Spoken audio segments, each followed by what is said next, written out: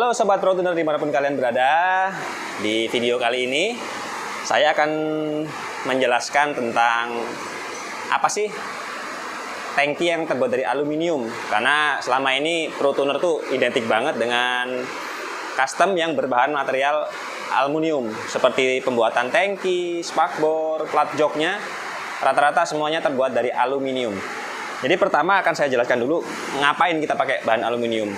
Dulunya waktu awal-awal kita berkarir di custom, kita banyak menggunakan bahan plat galvanis.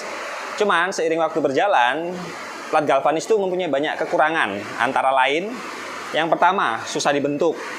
Yang kedua, bagian galvanis itu hanyalah sebuah lapisan atau coating. Jadi ketika plat itu dilas, maka bagian yang dilas itu lapisan galvanisnya akan hilang dan akan menjadi sebuah karat. Mau contoh nih. Ini kalian bisa lihat nih, di sini ada tangki yang terbuat dari material galvanis. Nah ini ada lapisan galvanisnya nih di sini nih. Jadi bagian sini nggak berkarat. Cuman lihat bagian di sini berkarat. Ini karena apa? Karena ini udah terkena panas. Jadi kalian bisa bayangkan kalau seandainya ini terjadi di dalam tangki. Jadi lama-kelamaan dalam tangki itu terjadi korosi karena karat. Dan habis itu karat-karat itu akan turun ke filter bensin, masuk ke ruang pelampung. Itu untuk yang mengandung karburator. Kadang-kadang akan bikin karburator jadi banjir. Sedangkan di sistemnya menggunakan injeksi, kotoran-kotoran tersebut akan menghambat fuel di pompa bahan bakar, sehingga bahan bakar tidak bisa turun ke injektor. Nah, jadi itu salah satu kelebihan dari itu salah satu beberapa kekurangan daripada sistem galvanis. Sistem galvanis tidak bisa dibentuk seperti aluminium yang gampang banget dibentuk nih. Salah satu nih. Ini adalah salah satu tangki yang kita buat dari material aluminium. Tuh, rapi banget. Jadi di sini tuh bisa benar-benar dipoles, halus. Jadi hampir tidak meninggalkan bekas. Jadi gampang banget dibentuk nih. Mau dibentuk setengah lingkaran seperti ini atau dibentuk nyiku seperti ini. Itu yang pertama, keuntungannya adalah gampang dibentuk. Yang kedua, dia materialnya lebih ringan. Yang ketiga, yang udah pasti jelas tidak berkarat.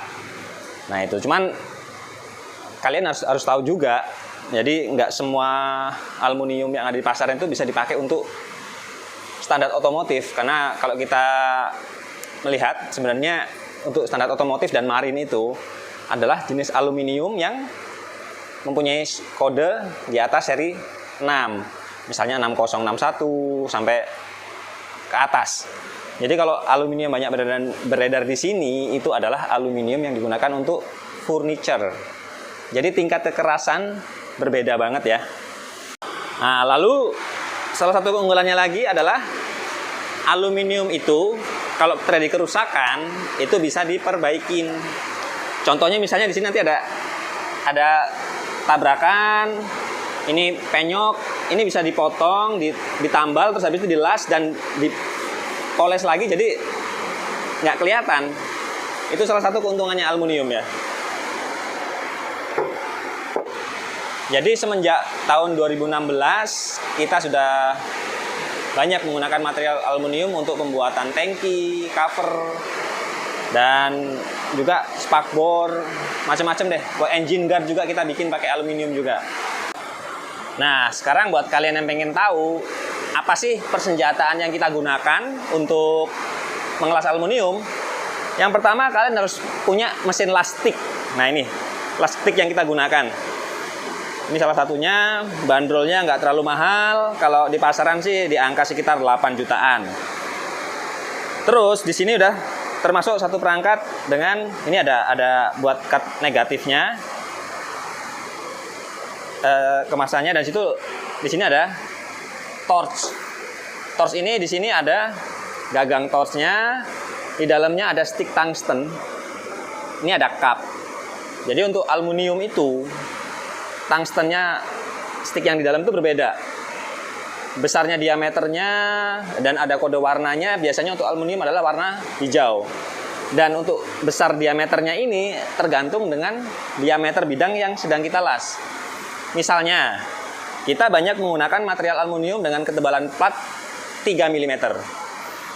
Jadi di sini kita udah menggunakan stick tungsten dengan ukuran yang sama.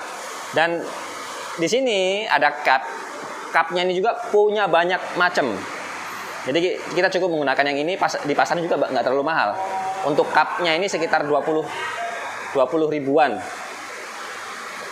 Nah, selain itu, jika peralatan udah ada, lasnya ada, kita juga butuh argon.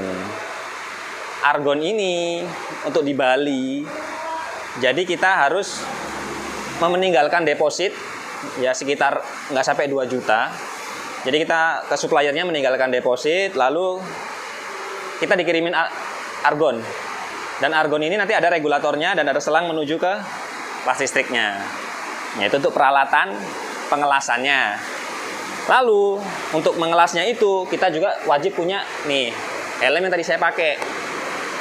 Helm ini mempunyai sensitivitas yang berbeda, bisa di-adjust dari sini. Nah, ini. Jadi kalau dilihat dari dalam, ketika kita menemukan bidang yang sangat silau, dia otomatis akan meredup sendiri. Dan ketika lasnya mati, udah gelap, dia akan bikin terang sendiri. Jadi di sini ada baterainya ya. Dan ini harganya cukup lumayan, di angka sekitar 800, 1 jutaan lah kurang lebih.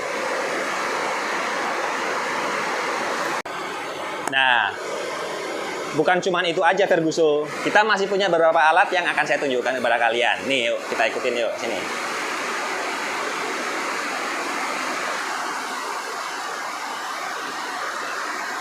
Di sini ini material plat yang kita gunakan nih. Platnya berupa lembaran kayak gini, nanti dipukul-pukul, dipoles, dan di sini kita juga punya pakai gerinda. Ini alat untuk motong. Nah, ini untuk motong aluminiumnya. Coba saya kasih contoh untuk memotong aluminium ya. Ini contoh satu. Gimana proses motong aluminium? Dengan menggunakan alat ini.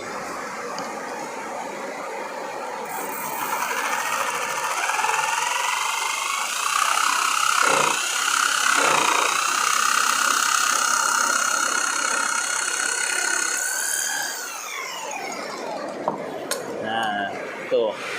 Jadi motongnya pakai gergaji, walaupun itu bidangnya melingkar, kadang-kadang kita bisa menggunakan mesin ini. Nah, itu beberapa alat yang sering kita gunakan. Selain itu juga kita masih punya mesin amplas yang kita gunakan untuk ngamplas. Nah, ini ada mesin amplas, biasanya ini ada amplasnya, lalu kita gunakan untuk memoles permukaan aluminium. Kurang lebih gerakannya seperti itu.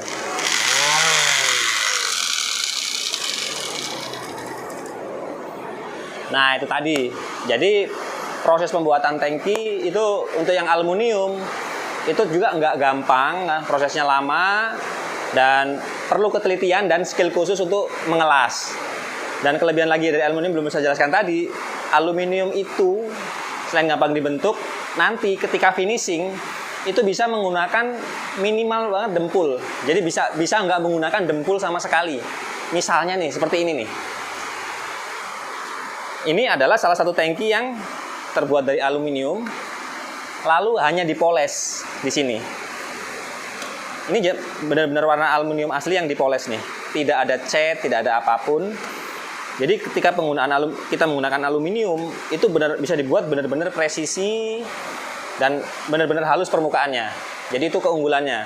Jadi mengapa tangki aluminium harganya mahal? Jadi di sini itu kita membandrol tuh sebuah tangki aluminium tuh dengan range harga antara 6 sampai 12 juta untuk satu tangki. Tergantung desainnya karena apa? Terkadang kita menggunakan seperti ini. Ini kita menggunakan fuel cap yang asli. Nih. Seperti tadi juga tangki yang kita tunjukkan juga di sini bisa menggunakan fuel cap yang asli. Terus yang kedua, ketika kita menggunakan sistem injeksi seperti fuel pump yang asli, itu bisa dibikin bener-bener presisi. Dan kelebihan lain adalah ketika ada retak ataupun patah tadi bisa dibetulin lagi. Nah, jadi kalian sekarang tahu kan kenapa tangki aluminium itu mahal? Ya alasannya kayak tadi itu. Tadi kita butuh argon, butuh las khusus, juga proses finishing seperti ini yang kita kadang-kadang butuh waktu berjam-jam untuk menghaluskannya. Jadi kelebihannya tadi, jika kalian bikin tangki seperti ini, bikin sekali aja untuk seumur hidup. Jadi nggak bakal karatan, rusak bisa dibetulin, dan konsekuensinya harganya mahal. Nah, jadi untuk video kali ini penjelasan saya seperti itu. Jadi buat kemarin yang telepon ke ProTuner nanyain kuotasi untuk bikin motor, kok tangkinya mahal banget. Jadi di sini saya jelaskan tadi ya. Oke, untuk kali ini video ini sampai di sini aja. Terima kasih banget udah nonton. Mudah-mudahan kalian juga mengerti. Jangan lupa subscribe dan bunyikan lonceng untuk notifikasi. Sampai ketemu di video selanjutnya ya.